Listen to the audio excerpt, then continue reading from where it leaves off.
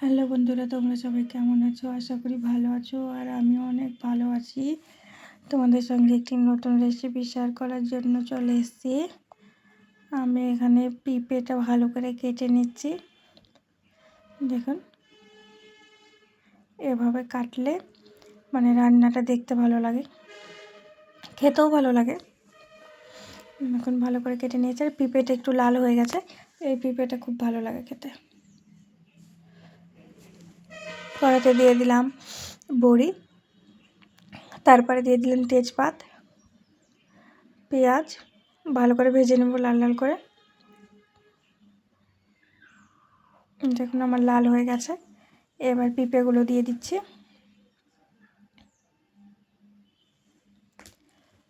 পেঁপেটা দেওয়ার পর ভালো করে নেড়ে নিচ্ছি, নাহলে তলের যে পেঁয়াজটা আছে সেটা তলে বেশি ভাজা হয়ে যাবে, তার জন্য ভালো করে নেড়ে নিচ্ছি।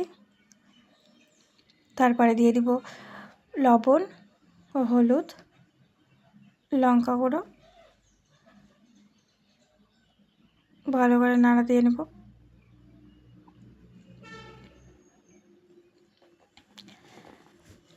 আর আপনারা কে কোথায় থেকে ভিডিওটা দেখছেন অবশ্যই কমেন্ট করে জানাবেন। আর ভালো লাগলে লাইক কমেন্ট শেয়ার করবেন।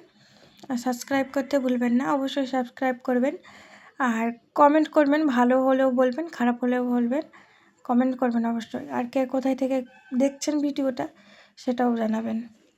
তাহলে আমার খুব ভালো লাগবে যে আমার ভিডিওটা কত দূর পৌঁছলেও আমার খুব ভালো লাগবে, শুনে ভালো লাগবে। দেখুন আমি ভালো করে কষিয়ে নিচ্ছি। আমি এখানে আলাদা কোনো এক্সট্রা মশলা ইউজ করছি না। দেখুন আমি ভালো করে কষিয়ে নিচ্ছি। তারপরে দিয়ে দিলাম অল্প পরিমাণ জল।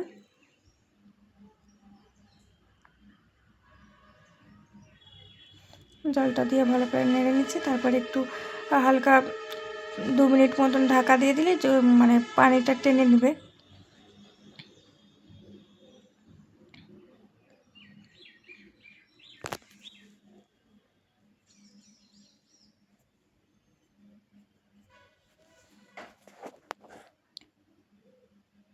দেখুন আমার তরকারিটা দিয়ে তেল ছেড়ে দিয়েছে। দেখুন কতটা সুন্দর হয়েছে। দেখতে যতটা সুন্দর হয়েছে তার থেকে খেতে অনেকটা সুন্দর হয়েছে, এত টেস্টি হয়েছে।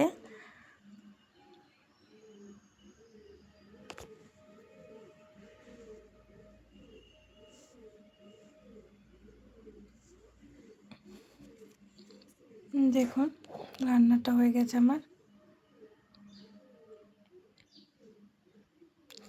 আমি আবারও বলছি, সবাই প্লিজ সাবস্ক্রাইব করবেন।